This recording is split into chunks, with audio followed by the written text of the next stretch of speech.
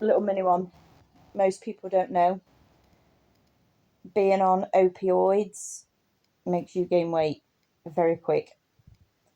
So opioids, I can only go on UK versions of stuff, so codeine being one of them. So opioids is heroin, basically, medical heroin, and it curbs the pain, obviously. But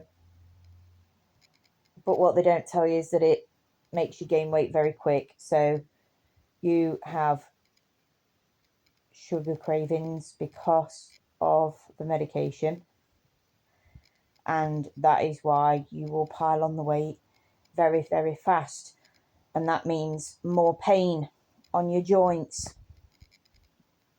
which means you need more codeine and more opioids and more heroin, and then you'll have the cravings for sugar, and then you're stuck in an endless cycle, and then you are obese and in agony and addicted, and nobody wants to help you, and the only thing that they can do is force you to not have your tablets anymore, and by that point the damage is already done. So my point to you, being a person that is now on the second cycle of dealing with this, stay on paracetamol. Ibuprofen is bad anyway. It's synthetic. It stays in your body and it stops your intestines from producing its mucus lining, which you need to protect your intestines. So don't have anything out of the ibuprofen family. Stick with paracetamol as much as you can. Bear with the pain, which is a very hard thing to say, and a lot of people will want to shout at me for saying that. I've got fibromyalgia. I've got Ehlers-Danlos syndrome. I know what pain is. I spend my life in pain. I'm not being horrible. I'm being factual because I'm autistic. I am blunt. Sit and deal with the pain.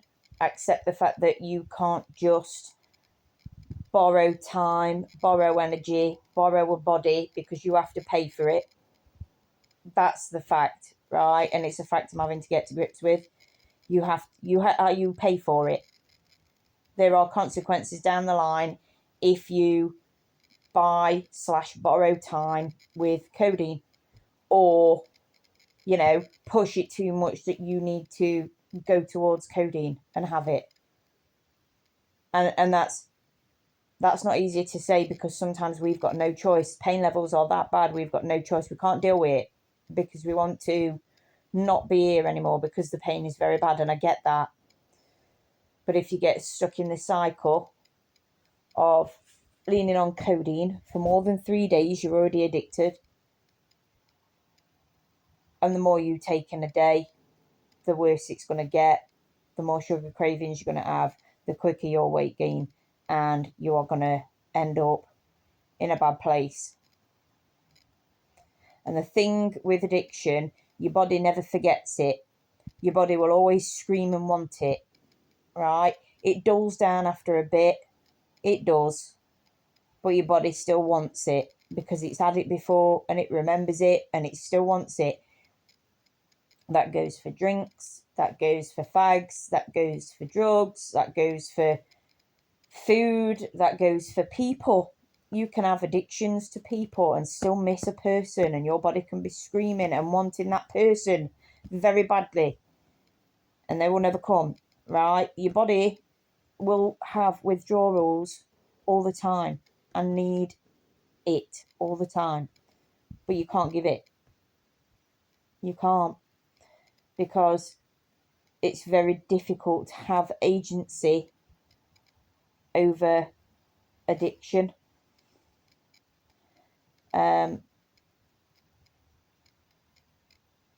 Just stay away from codeine.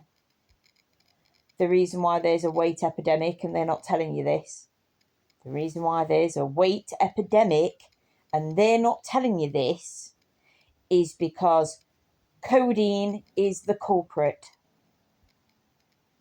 And lots of other medications, if you look into them. The culprit is the pain relief that they are prescribing you, and that is easy to get off the shelf from in-store and online pharmacies. And that's why you're gaining weight. And then that's why the industry for weight loss injections is absolutely booming. And haven't they got you in your pocket, in the pockets? Give them one drug to stop the pain and sell them the dream that pain will stop. You know, tell them that they will get addicted and what have you, but, you know, keep giving it to them anyway and keep ramping it up. Neglect to say that you're going to gain weight and it's going to make your situation a whole lot worse. And then at that point, you're going to need weight loss injections, which are not long-term tested, but cost an absolute fortune.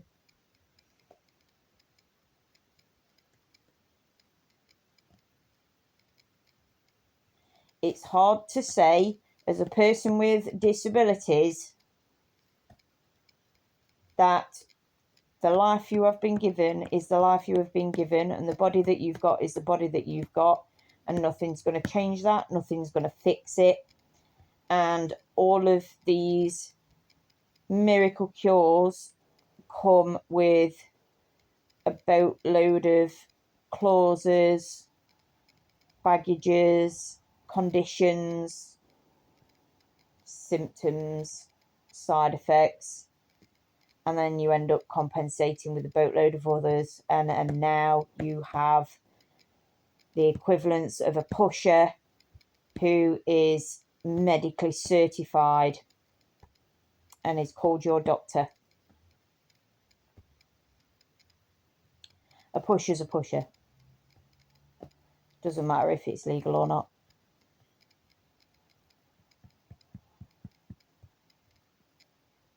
Sickness is a booming industry. If you keep people sick, they're always looking for a cure.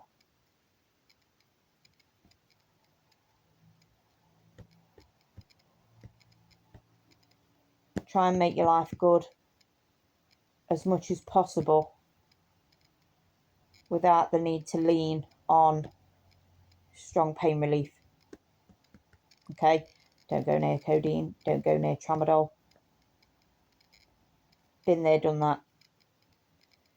I'm not preaching from nowhere. Been there, done that. Really hard to wean off a tramadol. Worst pain of my life. Do not judge anybody trying to come off of hard drugs, legal or illegal, ever. Yeah, just needed you to know. Big problem with opioids and weight gain. Look into that first before you start considering the weight loss injections on top of your pain relief.